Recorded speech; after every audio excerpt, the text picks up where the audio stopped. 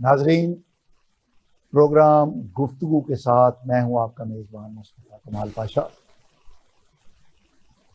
नाजरीन, हमारे मुल्क में बहुत से अहम वाक़यात रूनुमा हो रहे हैं जिन पर अवामी राय, दानिश्वरों की राय और माहिरीन की राय ली जा रही है। कल पाकिस्तान की तारीख में एक बहुत बड़ा और अहम वाक़या हुआ और वो है नए काज़ीउल क़ज़ा की आमद, यानी नए चीफ जस्टिस ऑफ पाकिस्तान काजी फायज़ ईसा की अपने दफ्तर में पहले दिन आमद। उन्होंने अपने पहले रोज़ जो 3-4 बातें ऐसी की हैं जिस पर अवामी रद्द-ए-अमल बहुत मुस्बत देखने में आया है। पहला तो उन्होंने ये काम किया कि दफ्तर आते हुए उन्होंने ना रूट लगवाया, ना प्रोटोकॉल लिया, बल्कि आम सी गाड़ी के अंदर वो अपने दफ्तर में आए। ये एक बहुत बड़ी बात है, सादगी की बात है, जो कि पाकिस्तान के जो 3 बड़े ओहदे हैं, सदर, वज़ीर आज़म, चेयरमैन सेनेट और चीफ ऑफ क़ज़ा, चीफ जस्टिस ऑफ पाकिस्तान, ये 3-4 बड़े ओहदे हैं। तो उनमें से एक बड़े ओहदेदार ने, काज़ीउल क़ज़ा ने, ये सादगी का मुजाहरा कराया। ना तो ऑटो बच्चों की आवाज़ लगी, ना पुलिस की गाड़ी आई, ना किसी का रास्ता रोका गया, बल्कि वो एक आम सी गाड़ी में बैठकर दफ्तर आए। दफ्तर पहुंचने के बाद उनके लिए तैयार था पुलिस का दस्ता, जिन्होंने गार्ड ऑफ ऑनर देना था। उन्होंने कोई गार्ड ऑफ ऑनर नहीं दिया और वो उनको मुलाजमीन ने, जो सुप्रीम कोर्ट के मुलाजमीन थे, उन्होंने फूल का गुलदस्ता पेश किया रजिस्ट्रार ने मुलाजमीन के बिहाफ पर, और उन्होंने वहीं लॉबी में खड़े खड़े अपने मुलाजमीन से खिताब फरमाया मुख्तसर सा, और अपना जो टारगेट है वो उनको बताया, और फिर ये कहा कि वो तफसीली मुलाकात उनसे करें। जब वो अपने दफ्तर में गए तो उन्होंने ये ऐलान किया कि आज वो फुल बेंच के जरिए वो जो एक बहुत बड़ा केस है, supreme court practice and procedure act, जिस पर साबका चीफ जस्टिस ने स्टे दिया हुआ था, उसकी समाअत करेंगे और वो फुल बेंच करेगा, यानी लार्जर बेंच मीन जिसमें तमाम सुप्रीम कोर्ट के जज शामिल होंगे। ये एक बहुत बड़ी बात थी। ऐसा लार्ज बेंच आखिरी दफ़ा 2019 में बना था। 2019 के बाद फुल बेंच कभी भी तश्कील नहीं दिया गया। ये एक उन्होंने बड़ा काम किया। दूसरा, उन्होंने कहा कि इस लार्जर बेंच की जो कार्रवाई है, ये बराह रास्त कैमरे की आंख से अवाम को दिखाई जाएगी। और ये एक ऐसा फैसला था जो पाकिस्तान की 76 साल तारीख में पहले कभी नहीं हुआ। तो ये बहुत बड़ा वाक़या है। जस्टिस फायज़ ईसा का चीफ जस्टिस बनना भी बहुत बड़ा वाक़या है, क्योंकि पिछली हुकूमत जो है, अब्बा जी की जो हुकूमत थी, और पिछले जो आर्मी चीफ थे और सदर जो थे, जो मौजूदा सदर भी हैं, इन सब ने मिलजुल के काजी फायज़ ईसा को डी सीट करने की कोशिश की, जिसमें उनकी बेगम साहिबा को भी शरीक किया गया, उनको भी रिडिक्यूल किया गया। तो इन्होंने चीफ जस्टिस ने हलफ लेते हुए भी अपनी उन्हीं बेगम साहिबा को अपने साथ खड़ा करके एक नई रवायत का आगाज़ किया। तो नाजरीन, इन मौज़ूआत पर और दीगर मौज़ूआत पर गुफ्तगू करने के लिए हमारे साथ आज शरीक हैं पाकिस्तान के एक मुमताज़ माहिर कानूनदान जनाब मियाँ लियाकत अली साहब। हमारे साथ शरीक गुफ्तगू हैं पाकिस्तान के एक नौजवान मंजे हुए दानिश्वर जनाब मोहम्मद अब्दुल्ला साहब। आपका बहुत शुक्रिया कि आप हमारे प्रोग्राम में तशरीफ़ लाए।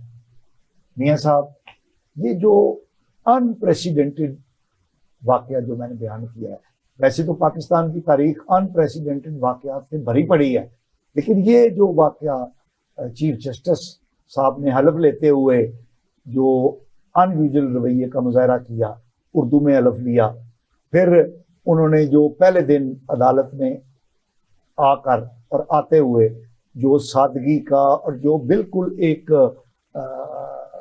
मुनफरिद रवैये का मुजाहरा किया, और उस पर अवाम का एक बड़ा हल्का जो है वो खुशी का इजहार कर रहा है। आप बतौर एक माहिर कानूनदान कैसे इसको देखते हैं?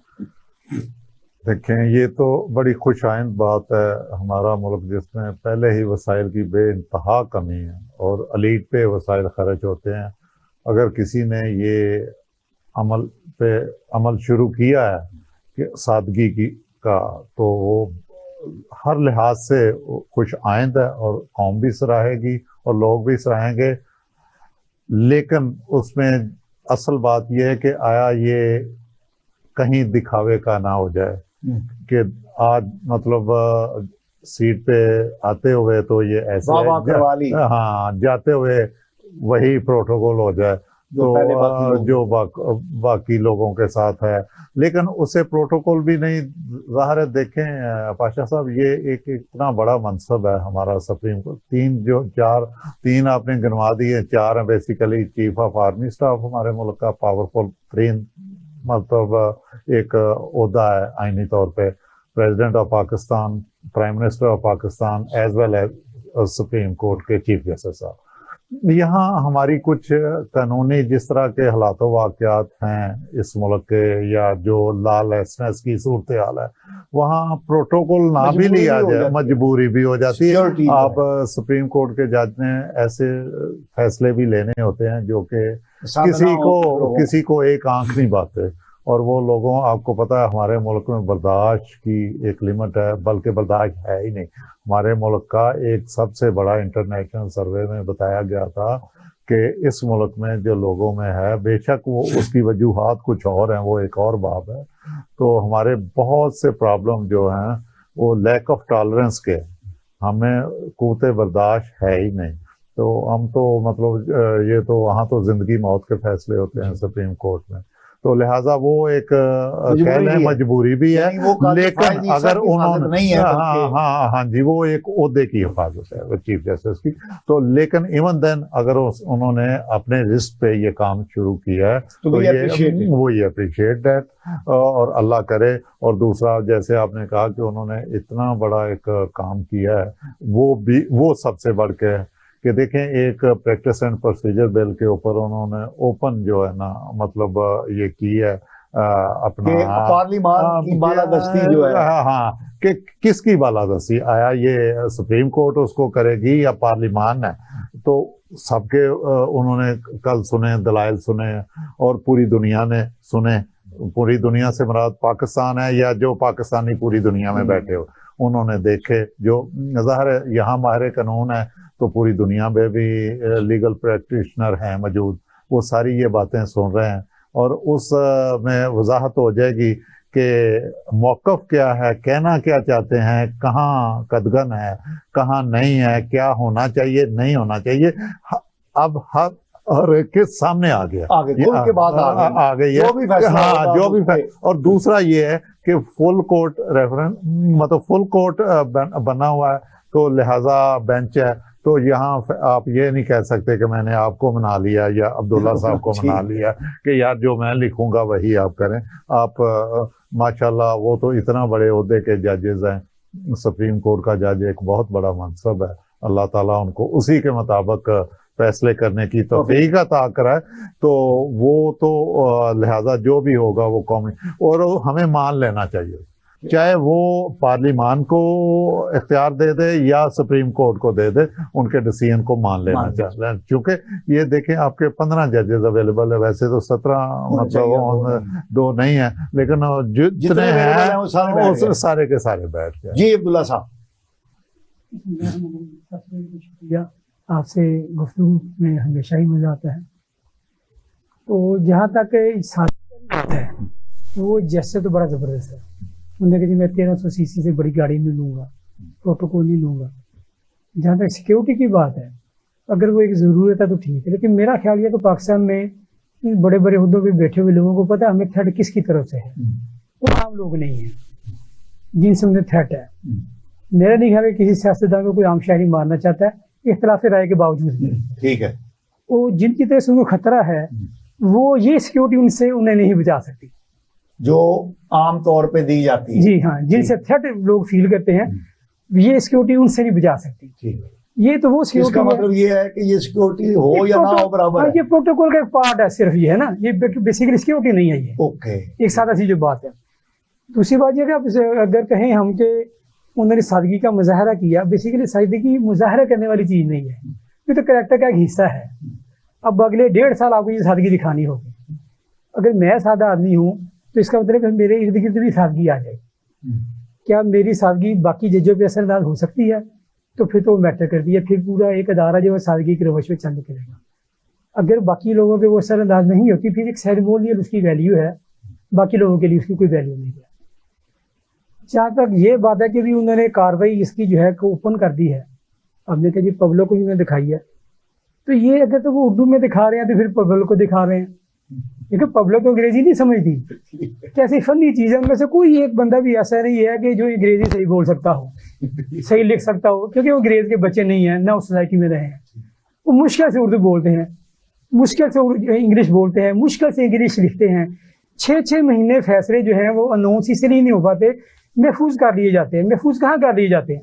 वो उर्दू से अंग्रेजी बनाने में 6-6 महीने लगते हैं उन्हें, इसीलिए वो फैसले महफूज कर लिए जाते हैं। यकीन करें ये सारी कार्रवाई अगर उर्दू में कर देना फिर हम कहें कि भी अब हम इसमें शामिल हो गए हैं। क्यों भाई? देखिए अदालत में तो पहले भी कोई भी बंदा जाके कार्रवाई सुन सकता था। बहुत कम ऐसे मुकदमे हैं कि जिसमें आम आदमी को शामिल होने की इजाजत नहीं है। जब आम आदमी सुन सकता है तो आम आदमी वहां जाके सुन ले या कैमरे पे सुन ले, कोई इससे फर्क नहीं पड़ता। लेकिन ऐसा फर्क पड़ेगा कि अगर आपने जैसे हलफ उर्दू में लिया है तो सदर ने भी हलफ उर्दू में लिया था, वज़ीर आज़म ने भी लिया था उर्दू में हलफ। ये 3-4 आप हलफ उर्दू में करके बाकी सारा सिस्टम इंग्लिश में चला रहे हैं, वो चीज़ गलत है। ये अगर इसको किसी तरीके से उर्दू में कर दें जिसकी उम्मीद की जा सकती है, काजी फायदे से लोगों को इनसे काफ़ी उम्मीदें हैं, अगर ये इस उम्मीद पे पूरे उतर के तो हम समझेंगे इन्होंने पब्लिक की वेलफेयर के लिए काम कर दिया। यानी कानून तो लोग नहीं समझते लेकिन लोगों को समझ आ जाएगी कि बात वहाँ पे क्या हो रही है। तीसरा आपने फुल बेंच का जिक्र किया। देखिए कानून में एक चीज़, एक प्रोसीजर लिख लिया गया कि भी अगर 3 जज फैसला करेंगे तो 2 जजों का फैसला आपको मानना पड़ेगा। तीसरा इख्तिलाफ राय कर सकता है, लेकिन क्या 3 जजों के फैसले में कोई ऐसी कमजोरी होती है जिसकी वजह से 5 बंदों का जज बनाते हैं, 5 बंदों का बेंच बनाते हैं या 7 का बनाते हैं? अगर तो ये रूल्स में लिखा हुआ है कि भी ये इस तरह की नज़र का मुकदमा होगा तो इतना बड़ा बेंच बनेगा, तो फिर तो इसकी कोई वैल्यू है, अदरवाइज इसकी कोई वैल्यू नहीं है। अगर एक जज काबिल इज्जत नहीं है तो 17 जज भी काबिल इज्जत नहीं है। 17 में भी वो जज शामिल हो जाएगा ना, ठीक है, उसकी कोई वैल्यू नहीं है। मैं समझता हूँ अगर आपने फुल बेंच बना दिया है, उसमें 5 इख्तलाफी नोट लिख देते हैं, 6 इख्तलाफी नोट लिख देते हैं, तो फुल बेंच का कोई फायदा है? कोई फायदा नहीं है। फायदा तो अभी कानून को कानून के तौर पे ले, सियासत के तौर पे ना ले। ये सियासी मामला नहीं, ये कानूनी मामला है। इसको कानूनी अंदाज में ले, कानूनी डिसीजन दे, जिससे दूसरे लोग चैलेंज कर सकते हैं। किसी कानून को ये भी कवानीन चैलेंज होनी चाहिए, इसके ऊपर अपील का आके सारा कुछ होना चाहिए। ये पॉइंट स्कोरिंग है। सियासी जमातों ने कहा जी नहीं जी इस पर बड़ा जज बेंच होना चाहिए, उनका ख्याल था कि हमें ज्यादा जज आ जाएगा तो कोई फायदा हो जाएगा। ये सियासी पॉइंट स्कोरिंग है। तो ये चीफ जस्टिस साहब से उम्मीदें बहुत सही है, लेकिन इनका भी एक डायलमा रहा है। नीचे वाली जुडिशरी से हमेशा खुश रही है, इनसे खुश रही है, खुश रही है। अच्छा, छोटे दरिया सेशन और जो सिविल के लोग हैं वो इनको आइडियलाइज करते हैं। अच्छा जी, इनकी जो है बहुत सारी एक्ट जो है या डिसीजन की वजह से, लेकिन ऊपर वाले इनसे खुश नहीं थे। मतलब एक बैलेंस बिहेवियर जो है वो होना चाहिए था, वो बैलेंस इनमें जरा ना थोड़ा सा आउट है। इन्होंने धरने के ऊपर एक डिसीजन दिया, वो डिसीजन कानून के मुताबिक नहीं था, वो अपनी बिल उसके अंदर शामिल होगी उनकी। एक गैर मुतल्लिका मुकदमे में चीफ जस्टिस के सोए मोटो का जो इख्तियार है उसी के ऊपर उन्होंने कदम लगा दी, बैन लगा दिया।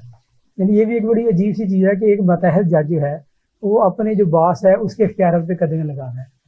अब ये वक्त है कि देखेंगे हम कि चीफ जस्टिस साहब अपने उस इख्तियार को कैसे इस्तेमाल करते हैं।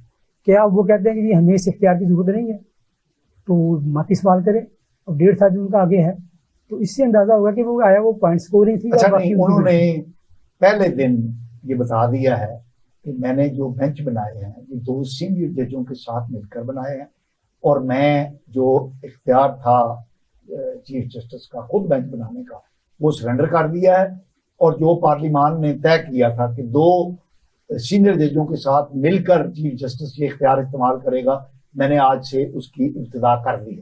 तो उन्होंने ये काम तो नहीं, वो तो देखिए शुरू कर दिया है, वो तो एक कल से अमल दरामद हो गया। वो तो एक ऐसी चीज है कि जिस पे किसी को इतराज भी नहीं हो सकता। वो अकेले भी बेंच बनाते रहे या 3 बंदे मिलकर बेंच बनाते हैं। उन्होंने गवर्नमेंट देखिए, ये गवर्नमेंट की मुतालबा था ना, पॉलिटिकल, उनको अपने पॉलिटिकल इश्यूज का इशू था, पब्लिक इशू के लिए ये काम नहीं किया गया। उन्होंने ये एक बात कही कल जो हमने देखी कि जनाब आपका ये मुकदमा जो है, आपने दरखास्त दी ख्वाजा तारिक रहीम साहब को कहा, तो मेरे पास इख्तियार है, मैं नहीं लगाता ये मुकदमा, आप क्या कर रहे हैं? नहीं सुनता, मैं पड़ा रहेगा, ऐसे ही है, मैं क्या करेंगे आप? नहीं, इसमें पाशा साहब बिल्कुल दुरुस्त है आपकी बात। ये जो कलेक्टिव विजडम ऑलवेज प्रिवेल्स, ठीक है, ये जो एक मतलब सदियों से चला आ रहा है एक मकूला, तो वो उसमें बहुत हकीकत है और सच पे मबनी है। देखें, एक चीफ जस्टिस है अकेला, हम तो ये चाहते हैं कि मुल्क में ये चारों जो 2, 3, 4 ओहदे हैं, उनके पास इतनी एक्सट्रीम पावर नहीं होनी चाहिए। ये एक तकरीबन एक थिंक टैंक टाइप लोग हों, जो या कम से कम उनकी कमेटी हो, जैसे इन्होंने ये बना दी है कि मैं +2, हालांकि वो मुतहत हैं, वो दूसरे जैसे इजाजुल एहसन को भी उन्होंने मैं समझता हूँ कि थोड़ा सा मुजाहरा करते हुए उनको शामिल किया, क्योंकि वो हर फैसले में साबका चीफ जस्टिस उमर अता बंजाल के साथ थे, तो उनको समझा जाता था कि वो उनके बिल्कुल राइट हैंड है, या तकरीबन एक उनकी सोच के मालिक हैं, तो लिहाजा उन्होंने उसको भी शामिल किया। तो उसमें बेहतर है फाइनल डिसीजन उन्हीं का होना है, लेकिन जो कमेटी, लेकिन वहाँ ये है कि इन दोनों की राय शामिल हो जाएगी 3 लोगों के से, तो सुओ मोटो का इख्तियार कम से कम बट जाएगा। कई बार कहूँगा कि वो हमारे साथ चूंकि एक माहिर कानूनी मौजूद है, कि थोड़ा सा इसकी अगर वजाहत दे सके कि अभी तो प्रोसीजर जो प्रैक्टिस एंड प्रोसीजर एक्ट जो है, उसके ऊपर तो भी अदालत ने को डिसीजन देना है, उसके ऊपर स्टे है।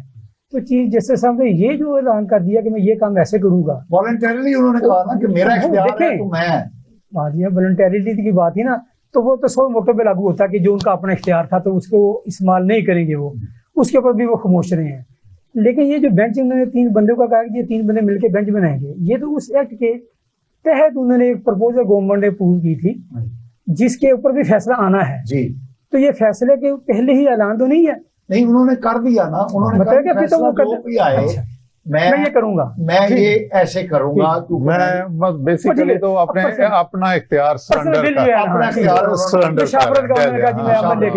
और उन्होंने कहा कि ये जो मैंने आज बेंच बनाए हैं, ये इन 2 जजों, मतलब कि ये जज अगर बेंच इसको एक्ट को अगर वो खत्म भी कर दें, तो चीफ जस्टिस अपने तौर पे ये काम कर दिया। चलिए, ये मतलब देखें जो काम पाशा साहब उन्होंने किए हैं ना पहले दिन आते हुए, जैसे प्रोटोकॉल से लेके और जितने भी काम किए, वो सारे खुश आइंद हैं। हालांकि उनका माजी हमेशा मुतनाज़ा रहा है। अच्छा, मतलब इनका माजी हमेशा मुतनाज़ा रहा है मुख्तलिफ हवालों से, सियासी वाबस्तगियों के हवाले से, फैसलों के हवालों से, जैसे इन्होंने वो फैजाबाद वाला, धरने वाला डिसीजन, मतलब उसके वो उसमें, लेकिन माजी को हमें भूल जाना चाहिए। अब जब उनके इख्तियार, तब वो सिंगल जज थे, अब वो अदारे के सरबराह हैं, और उन्होंने अगर एक अच्छा काम शुरू किया है, तो हम उम्मीद करते हैं उनसे अच्छे की आइंदा, मतलब फ्यूचर में अच्छे काम करें। और ये जो कहा ना कि 15 मतलब फुल बैक, ये देखें, ये पब्लिक इंटरेस्ट में है। ये जो यहाँ बन जाना 3 की बजाय कह तो रहे थे, पहले भी कह रहे थे, दूसरे लोग भी बंदयाल साहब को कह रहे थे कि आप फुल बेंच बना दें। उन्होंने कहा जितने अवेलेबल हैं, मोस्टली छुट्टियों पे उन दिनों में, तो जितने अवेलेबल हैं मैंने बैठा दिए हैं। तो अब भी अगर पूरे का पूरा फुल बेंच बैठ गया सारे जजेस का, तो ये खुशाइंद बात है, क्योंकि ये मामला ही इतना संजीदा कौमी सतह का मामला है कि इख्तियारात किसने क्या करना है। क्या ये इख्तियार पार्लिमान का है, पार्लियामेंट का है, या उसकी तशरीह सुप्रीम कोर्ट के पास आनी है, या किसने क्या करना है, ये वाज़िया हो जाएगा। लिहाजा लेकिन ये कि इनकी राय जो है ना, मतलब 15 जजेस की 2 या 3 लिख दें, लिहाजा यहाँ भी वही मकूला फिट आएगा, कलेक्टिव विजडम प्रिवेल्स। अगर आपके 7 या 15 में से 8 जज कुछ कह देते हैं, तो वो इसका मतलब है कि ज्यादा लोगों की राय राय में ये है। वो बेहतरी उसी में हो। अच्छा, जी, देखिए अब्दुल्ला साहब, हमारे आप आइन में आंसर ना सुप्रीम पावर किसकी है वो लिख दिया गया है। हैं? हमारे आइन में लिखा हुआ है सुप्रीम पावर कौन होगी पाकिस्तान, वो अल्लाह ताला को हमने कहा कि हमारी सुप्रीम पावर वो हो। ठीक है। अगर अब अदारे इस चीज पे इख्तलाफ करते हैं कि हमारी राय आखिरी होनी चाहिए, तो अब यही देख लें कि जो एक्ट आर्मी ने पार्लियामेंट ने पास किया है वो फैसले के लिए किसके पास गया है, अदलिया के पास आया है ना। यानी पार्लियामेंट अपनी ताकत लेने के लिए भी किसकी मोहताज होगी, अदलिया की। ठीक है। तो ये बहस है, गैर दूसरी बहस है कि भी सुप्रीम पावर कौन होगा पाकिस्तान में, क्या पार्लियामेंट होगी या अदलिया होगी। अपने अपने दायरा कार में सुप्रीम है। हमने पार्लियामेंट को मुंतखब किया जी 22 करोड़ लोगों ने मिलकर, जितने भी वोटर हैं 22 करोड़ की नुमाइंदगी करते हैं। हमने कहा जी मुशावरत से फैसला करेंगे, मुशावरत के लिए एक असम्बली बन गई, असम्बली के अंदर एक हुकूमत बन गई, गवर्नमेंट के अंदर एक कबीना बन गई। क्या कोई कबीना आज तक किसी वज़ीर आज़म का गिरबान पकड़ सकी है? कोई असम्बली गिरबान पकड़ सकी नहीं? आपने IPP के मुआहदे करके पूरे कौम को गुलाम बना दिया, आपने ये फलाना काम कैसे कर दिया। जब तक ये मशावरत का अमल नहीं होगा, जो 5G साथ हमने शुरू कर दिया कि मैं 2 जजों के साथ मिल के ये डिसीजन लूंगा, तो ये मशावरत तो असम्बली के अंदर भी होनी चाहिए। हमें असम्बली में वो मशावरत नजर नहीं आ रही। और गवर्नमेंट ने एक एक्ट पास किया है, ठीक है, कर सकती है। वो एक्ट अपनी सुपरमेसी के लिए, अपनी ऑथेंटिसिटी के लिए फिर अदलिया का मोहताज है। नहीं, इसको आप कैसे देखते हैं? मैं इसको देता हूँ कि अपने दायरा कार में पार्लियामेंट पहले ही सुप्रीम है, जो चाहे एक्ट बना सकते, उसने एक एक्ट बना दिया, वो एक्ट बना दिया जो अदलिया के इख्तियारात को महदूद कर रहा है। अदलिया उसको नहीं रोक सकी। अब अदलिया भी उसको इस नुक्ता से नहीं देख रही कि हमारे इख्तियार पे कोई अदलिया है कि नहीं है, वो ये देख रही है कि पार्लियामेंट इसको पास कर सकती कि नहीं कर सकती। समझ ना, अदलिया भी एक महदूद दायरा कार के अंदर काम करेगी, ठीक है। और पार्लियामेंट भी एक महदूद दायरा कार के अंदर काम करेगी। पार्लियामेंट एक्ट बना सकती है, नाफिज करना है या नहीं करना है, ऑथेंटिसिटी इसकी क्या है, वो कोर्ट मुतय्यन करेगी। वैसे तो ये आइन भी अदलिया को इस चीज का इख्तियार देता है, पार्लियामेंट आइन का उसकी मतलब ही है तशरीह जी, हाँ, करे जो भी आइन। यही बेसिकली पार्लियामेंट जो हमारे जमहूरियत का हुस्न ही ये है कि ताकत किसी एक अदारे के पास नहीं होनी चाहिए। ट्राइकॉट भी हाँ जी। हाँ, बिल्कुल बिल्कुल ऐसे ही है। ऐसे ही है कि मतलब मुकम्मा के पास लेजिस्लेशन एक का काम है, एक्सप्लेनेशन आगे उसकी तशरीह जो है मतलब किसी का इसमें काम खूबसूरत है। मिसाल है ये हाँ। Procedure practice procedure act. Parliament अदलिया के ऊपर कदम लगा रही है, और अदलिया ही ये फैसला देगी कि पार्लियामेंट जी। ये ठीक किया कि नहीं ठीक किया। नहीं, वो देखे ना, वो ऑलरेडी एक चीज चल रही है पहले ही, मतलब इन फील्ड है कि आया हम ये कर सकते हैं। बेसिकली तो ये प्रैक्टिस एंड प्रोसीजर बिल भी बड़ी उजरत में बनाया गया ना, वो हाँ, सोचा ये इस पर बेसिकली हम बात तो करेंगे। हाँ। नाज़रीन, हम एक शॉर्ट ब्रेक पर जा रहे हैं, हमारे साथ रहिएगा, हम वापस आएंगे।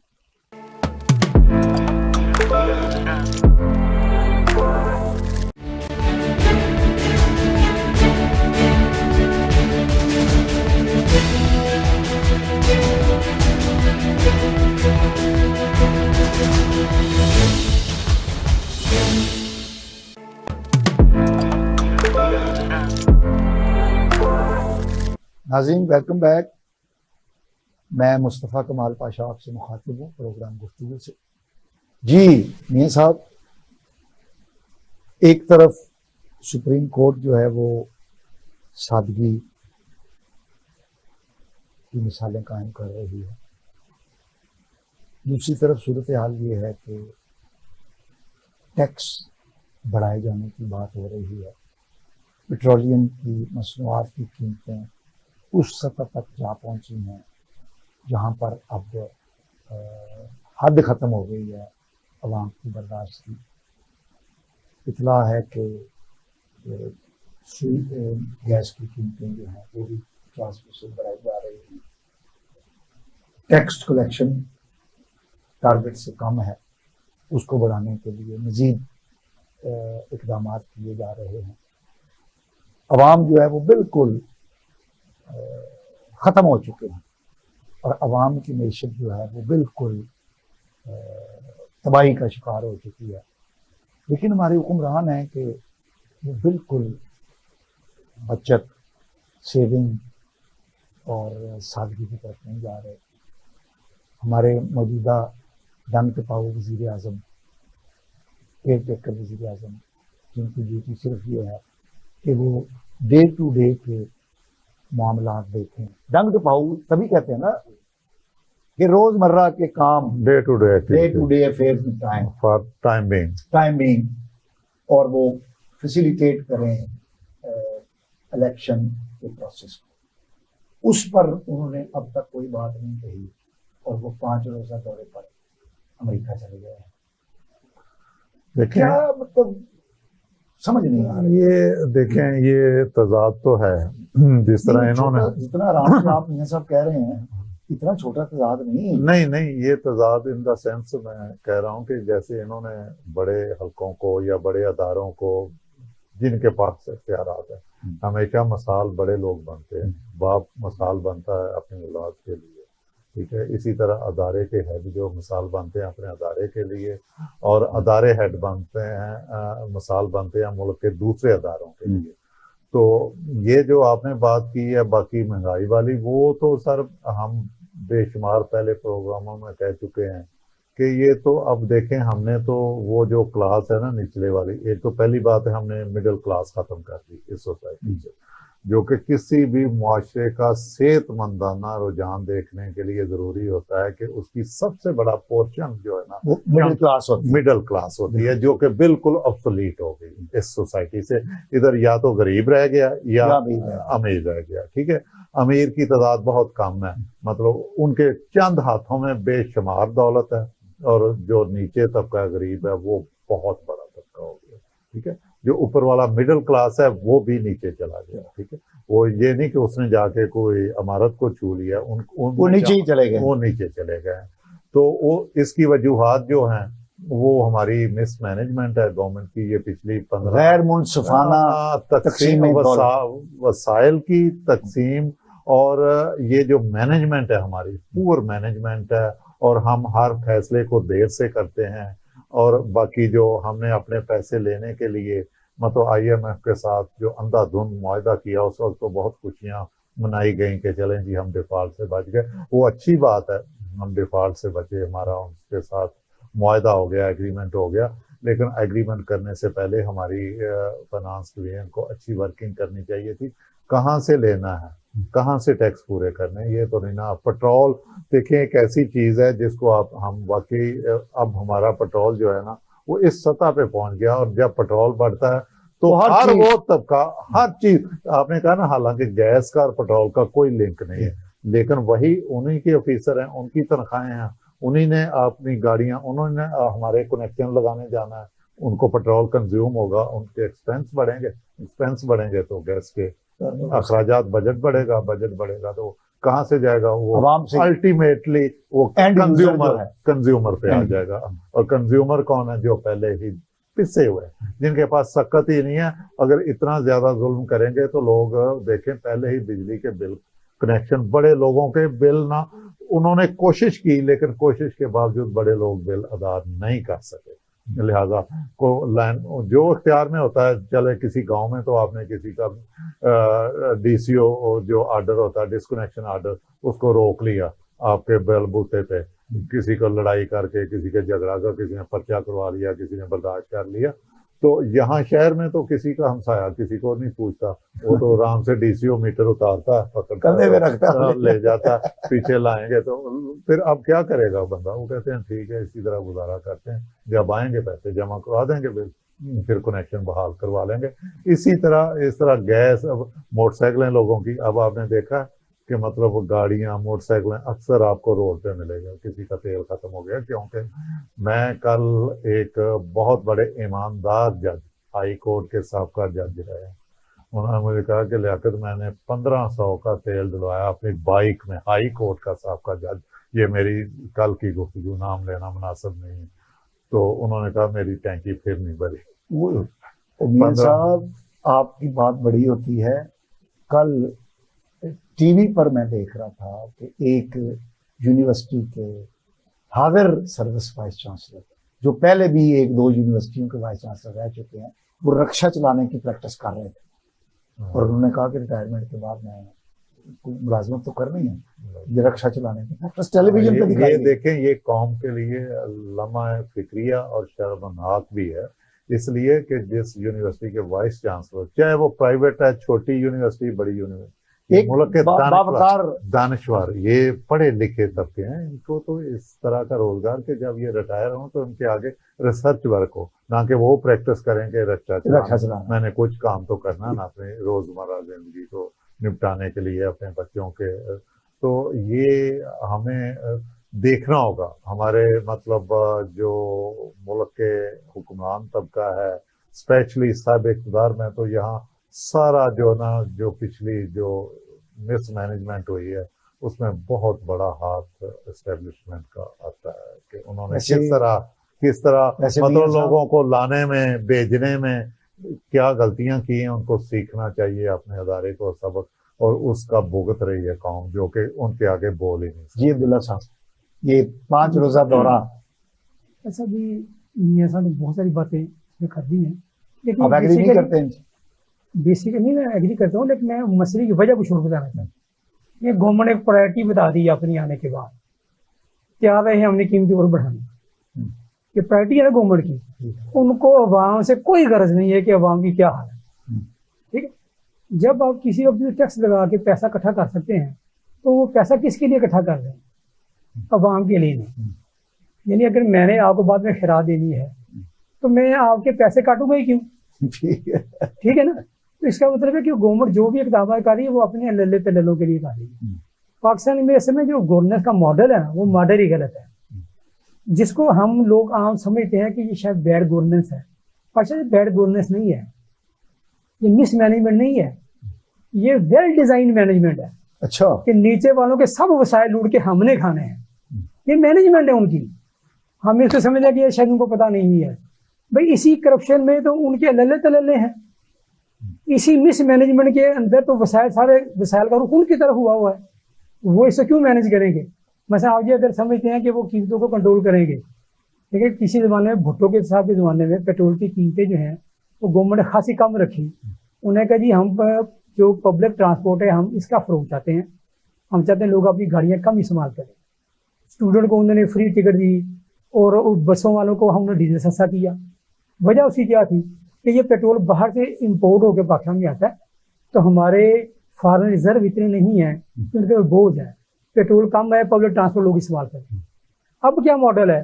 अब ये कहते हैं यार ये पेट्रोल बाहर से आता है, 1 लीटर के ऊपर 150 रुपये हमें बचत हो रही है, तो ये अगर 10 अरब लीटर लग रहा है तो ये 12 अरब लीटर लगना चाहिए, ताकि ज्यादा। इससे गरज नहीं है कि भाई इससे मुल्क डूब रहा है हमारे मुल्क को लोन यानी 1.2 अरब डॉलर लेने के लिए आप IMF के मुहताज हुए पड़े हैं। और यहाँ मुल्क के अंदर आपने ऐसी पॉलिसियां बनाई है कि आपके अरबों खरबों जाया हो रहे हैं, आपको पढ़ाई कोई नहीं है। बिजली लोग सोलर पैनल लगाना शुरू हो गए। देखिए जो हमारा पाकिस्तान का जो ट्रांसमिशन का इंफ्रास्ट्रक्चर है वो 28,000 मेगावाट का सपोर्ट करता है। ठीक है, 42,000 मेगावाट के आपने मुआहदे किए हुए हैं। आप बिजली लेके करेंगे क्या उस बिजली का अगर आप किसी को दे ही नहीं सकते वो? ये बदनीति है ना, ये मिसमैनेजमेंट नहीं है, बदनीति है, ये बदनीति है, वेल मैनेज्ड है। और इसमें क्या है, एक अदाकार है पर्दे के पीछे जिसका हम नाम नहीं लेते, एक अदाकार ने नाम लिया था, चले एस्टेब्लिशमेंट क्या नहीं उसे एक अदाकार है जो सामने खड़े एक्टिंग कर रहा है, वो कौन है? जो कुछ सियासतदान है। और एक है वो फैसिलिटेटर, रेलू कट्टे, वो ब्यूरोक्रेसी है। ये सारी पुलिसियां गवर्नमेंट को कौन सुझाता है? वो ब्यूरोक्रेट से जाते हैं। गवर्नमेंट को जब गवर्नमेंट देखती है यार हम ये क्राइसिस में फंसे थे, इन्होंने 700 अरब इकट्ठा कर दिया है, वो कहते ठीक है यार तुम साल की 18 तनख्वाहें एक्स्ट्रा ले लो। कितनी तनख्वाह पैसा? 18 तनख्वाहें एग्जैक्ट अनाउंस गवर्नमेंट ने अप्रूव किया, पंजाब गवर्नमेंट ने किया, फिर साथ गवर्नमेंट ने किया, फिर शहबाज शरीफ ने अप्रूव किया। फिर मुल्क आपका डूब रहा है, आप 18 तनख्वाहें रनिंग बेसिक वे के ऊपर ब्यूरोक्रेसी को अप्रूव करके जा रहे हैं। ये डूबते मुल्क की निशानी है। ये कोई मिसमैनेजमेंट नहीं है, ये वेल मैनेज और एक वेल क्राफ्टेड सिस्टम है लूट मार का। और ये दौरे जो है ना, जब तक वज़ीर आज़म चाइना का, सऊदी अरब का और अमेरिका में दौरा ना कर ले, कोई समझता है मेरा हलफ पूरा नहीं हुआ, मैं वज़ीर आज़म नहीं, मैं वज़ीर आज़म नहीं ना करा। तो ये बस उस प्रोटोकॉल के लिए गए हैं, करना गुना कुछ नहीं उसमें वहां जाके। अच्छा मियां साहब, आप क्योंकि माहिर कानूनदान भी हैं, ज़ाहिर सियासत से भी आपका ताल्लुक है, सियासत को आप किधर जाता देख रहे हैं? फिलहाल तो सियासत अपने मुल्क की दफन होती ही नजर आ रही है, क्योंकि वही जो कल तक शीरो शक्ल थे वो आज एक दूसरे के गिरेबान की तरफ बढ़ना शुरू हो गए। अच्छा एक दूसरे के ऊपर उन्होंने गिले शिकवे शुरू हो अच्छा, गए। ये बात यूजुअल नहीं है। आपने ये सुन लिया? नहीं, यूजुअल तो है। ये हमेशा एक स्ट्रेटजी भी होती है अपना वोट लेने के लिए भी। वोट जब आपने मांगना होता तो आपने किसी को बुरा कहना होता और अपने आप को अच्छा साबित करना होता, तो या कहीं आपने मजलूम बनना है और किसी को जालिम शो करना है। ठीक है, ये भी एक स्ट्रेटजी होती है वोट मांगने की जो कि मैं समझ रहा हूँ पीपल पार्टी शायद ऐसा ही कर रही है कि मतलब वो कह रहे हैं कि हमें लेवल प्लेइंग फील्ड नहीं है या हमें। अच्छा, ये इससे क्या मतलब है कि लेवल प्लेइंग फील्ड नहीं है? ये किस तरफ इशारा है? वो यही कह रहे हैं। नहीं, इस वक्त उनका इशारा नून की तरफ है कि फेवर जो है नून को जा रही है। मतलब झुकाव ज्यादा है उनको, उनके बंदे भी इस वक्त मिनिस्ट्री में ज्यादा हैं जो उनके मतलब जिन पे उनकी हाथ है। मतलब फवाद अहमद फवाद और वो चीमा साहब और बाकी जो लोग हैं वो ज्यादा हैं उनके। और जिसका खुर्शीद शाह ने खुलकर इजहार भी किया टीवी पे। और ऊपर से जो लड़ाई इनकी शुरू हो गई, जैसे हनीफ अब्बासी ने वो बयान दिया कि भट्टो जिंदा नहीं है हमें तो हम तो वो अल्फाज भी जैसे वो फिर बड़े उधर से भी बयान आ गया कि उनको ये अल्फाज मतलब उसकी क्योंकि पीपल्स पार्टी के पास यही चीज है ना, जिंदा भुट्टो ही है, बाकी जिंदा क्या है? भट्टो, बाकी तो फिर परफॉर्मेंस तो आप सिंध में उनकी देख लेना क्या है। तो सिंध से बाहर वो निकल नहीं सकते। अब उनको जो आस लगी थी ये मतलब पीटीआई के टूट फूट से कि जो लोग हमारी तरफ आएंगे, लेकिन अब वो झुकाव जो है ना, मुझे तो जाता हुआ नून की तरफ है। ये जो इस्तेहकाम पार्टी है, इसने जिसको कंधा दिया उस पार्टी में इस्तेहकाम आ जाना वाकई। तो आपका कहना ये है कि ये इस्तेहकाम पार्टी और जो परिंदे हैं जो उड़ के जो मतलब मौसमी परिंदे हैं वो नून लीग की तरफ जाएंगे। हाँ, वो जहाँ बहार होगी मौसमी परिंदे उधर चले जाएंगे और बहार उधर नजर आ रही है। क्योंकि मियां साहब मसलत से खाली 21 को नहीं आ रहे, क्योंकि अब लग रहा है कि उन्होंने आ जाना। जी अब्दुल्ला साहब, देखिए अभी मौजूदा जो सियासी सूरत की आप बात कर रहे हैं, तो ये तो जब पार्टियां सियासी पार्टियां हुकूमत में भी थी, पहली दफा ऐसा हुआ कि हुकूमत में आके भी गवर्नमेंट है वो ये कहती है ये हमारे पास इख्तियार नहीं है। पहले हमेशा हुकूमत में से जाने के बाद एक्टर कहता था हदायतकार पर्दे के पीछे खड़ा था। जब तक ये गवर्नमेंट में थे, जैसे नवाज शरीफ साहब गवर्नमेंट में थे, तो नवाज शरीफ साहब ने कभी नहीं कहा कि मेरे पास इख्तियार नहीं है। जाने के बाद ही कहते हैं, जाने के बाद कहा। इमरान खान ने भी जाने के बाद कहा कि मेरे पास इख्तियार है। ये पिछले 16 माह की हुकूमत पहली हुकूमत है जिसने हुकूमत में रह के भी कहा कि हमारे पास इख्तियार नहीं है। ठीक है, ठीक है। लेकिन मेरा ख्याल ये ना एक नूरा कुशी कहनी चाहिए। लोगों को बड़ी अच्छी तरह पता है कि जो बॉक्सिंग की फाइट है वो क्या है और WWF क्या है। ठीक है, अब लोगों को ज्यादा बेवकूफ नहीं बनाया जा सकता, क्योंकि मीडिया बहुत आम है। खबर जैसे फेक न्यूज बड़ी तेजी से स्प्रेड करती है, तो खबर भी कहीं ना कहीं नजर आ ही जाती है। मेरा नहीं ख्याल कि अब पीपल्स पार्टी नून लीग एक दूसरे की अपोजिशन है या लोग इनको एक दूसरे की अपोजिशन समझ रहे हैं। दोनों के स्टेज डिफरेंट है। उनका स्टेज सिंध है, इनका स्टेज पंजाब है। तो सीधी सी बात है, पंजाब में पीपल्स पार्टी इस पोजीशन में नहीं है कि नून लीग को थ्रेट दे सके, और नून लीग सिंध में इनके लिए कोई थ्रेट नहीं है। ठीक है, इन दोनों का मुकाबला एक ही हैवी वेट से है, और जब तक उस हैवी वेट के हारने का चांस नहीं होगा, यहाँ पे इलेक्शन होते नजर नहीं आ रहे। लेकिन 90 दिन में इलेक्शन होते, 90 दिन में इलेक्शन नहीं हुए।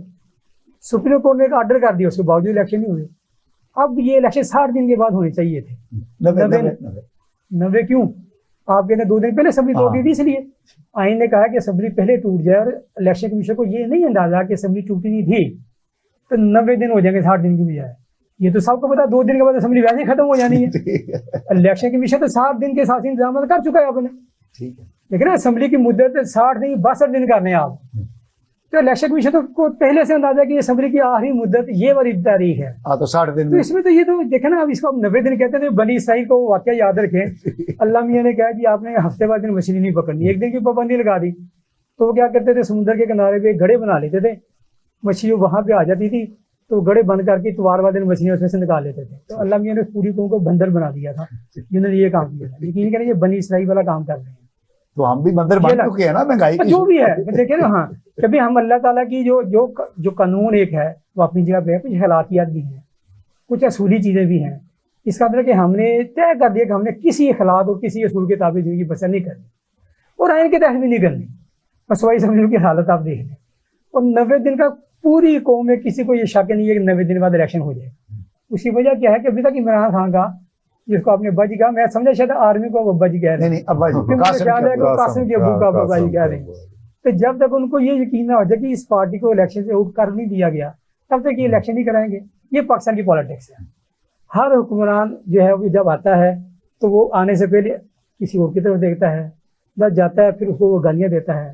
तो लोगों के जहनों में तो ये ज़हन-नशीं करा रहे हैं कि भाई सियासत की हैसियत कुछ नहीं है, हमारी तरफ ना देखो, हम तो खुद किसी के मोहताज हैं। अच्छा मियां साहब, हम क्योंकि टाइम थोड़ा है, ये जो आपने कहा कारकर्दगी तो दिखा चुके हैं, अब्दुल्ला साहब ने कहा कि अवाम को हर चीज़ का पता है।